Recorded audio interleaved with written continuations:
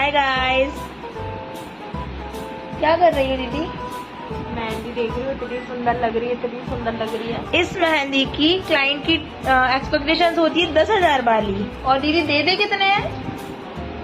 तुम ही बता ये दो। सोचो गाइस अब। ये गाइस, ये वाली औकात होती है लोगों आप की। किसका भविष्य और खराब लगवाना चाहते हैं ऐसी मेहंदी वो। और देना चाहते हैं इसके बदले में ये हमारे गांधी जी को हमें भाई खुद ही रख लो ये अपने पास, और खुद ही वो बोटरे लगा लो अपने हाथ से, ठीक है।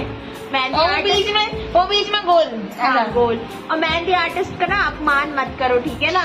उनकी भी वैल्यू है, आर्ट की वैल्यू होती है। अगर इतना ही है तो फिर खुद सीख लो, खुद लगा लो। मतलब भविष्य की बर्बादी चल रही है ना। वही तो, समय की बर्बादी, भविष्य की बर्बादी और सब चीज की बर्बादी। दिमाग खराब कर देते हैं ऐसे क्लाइंट।